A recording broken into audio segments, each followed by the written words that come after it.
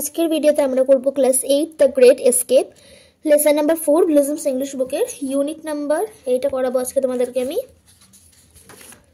আমি আগের দিন কিন্তু এগুলো করিয়ে দিয়েছিলাম ইউনিট 1 সব ইউনিট 2 হয়ে গেছে আজকে আমি ইউনিট 3 টার্ম মিনিং পড়িয়ে দেব দেখো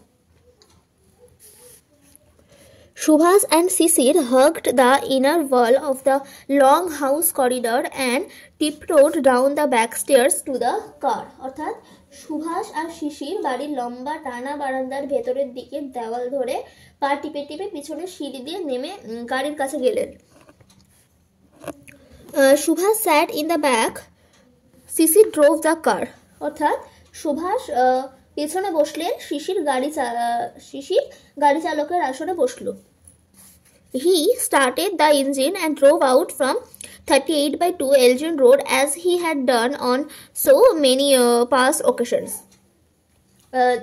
সে ইঞ্জিন চালু করলো আর 38/2 এলগিন রোড থেকে গাড়ি চালিয়ে বেরিয়ে গেল যেমন সে অতীতে বহুবার করেছে।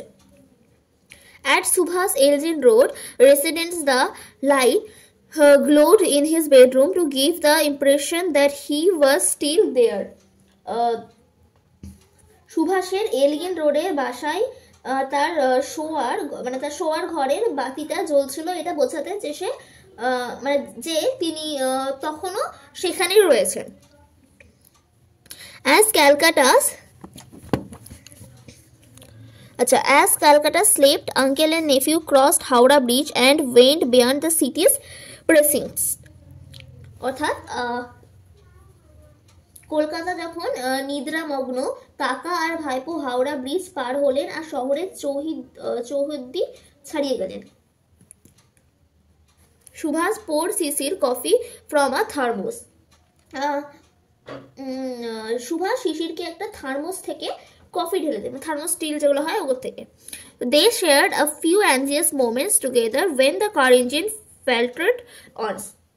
তারা একসঙ্গে কয়েকটা উৎকর্ষণীয় ভরা মুহূর্ত কাটালেন যখন গাড়ির ইঞ্জিন একবার গোলমাল করলো। It started again and Sisir dashed at high speed through the dark night. অর্থাৎ ওটা আবার চালু হলো এবং শিশির অন্ধকার রাতের মধ্যে দিয়ে দ্রুত গতিতে গাড়ি ছোটালো। আচ্ছা, At around 8:30 a.m. they arrived at Barari near Dhanbad. অর্থাৎ ওই সকাল প্রায় 8:30 নাগাদ তারা পৌঁছে গেলেন ধানবাদের কাছে বারাড়িতে।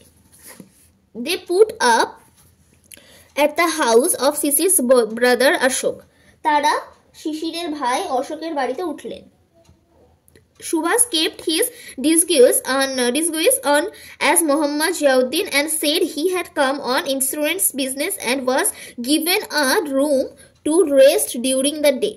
অর্থাৎ সুভাষ মোহাম্মদ জিয়াউদ্দিনের ছদ্মবেশ ধরেই সেখানে থাকলেন ও বললেন যে তিনি বিমার কাজে এসেছেন এবং তাকে একটা কামরা দেওয়া হলো দিনের বেলায় বিশ্রাম নেওয়ার জন্য। They met and talked in the evening and had an early dinner. অর্থাৎ তারা ওরা সন্ধ্যাবেলায় দেখা সাক্ষাৎ করলেন এবং কথাবার্তা বললেন এবং তাড়াতাড়ি রাতের খাবারটাও সেরে নিলেন। Muhammad Ziauddin left alone for Gomo station which was some distance away. অর্থাৎ মোহাম্মদ জিয়াউদ্দিন কিছুটা দূরে গোমো স্টেশনের উদ্দেশ্যে একা বেরিয়ে পড়লেন। He wanted to catch the Delhi Kalka mail from there. অর্থাৎ তিনি সেখান থেকে দিল্লি কালকা মেল ধরতে চেয়েছিলেন। A little further from the house, Sisir picked him up in his wanderer and drove towards the rail station. ঘর থেকে কিছুটা দূরে শিশির তাকে তার ওয়ান্ডারারে তুলে নিল আর স্টেশনের দিকে গাড়ি চালালো। They reached Gomo station in the moonlit night. তারা জ্যোৎস্না রাতে তারা গোমো স্টেশনে পৌঁছালেন। A sleepy porter collected their luggage. অর্থাৎ একজন কুলি ঘুম চোখে তাদের মালপত্র তুলল। I am off, you go back, Subhas said as parting words. আমি চললাম, তুমি ফিরে যাও, এই ছিল সুভাষের বিদায়ী সংলাপ। Sisir watched him mount the railway overbridge and walk across it with his usual majestic gait.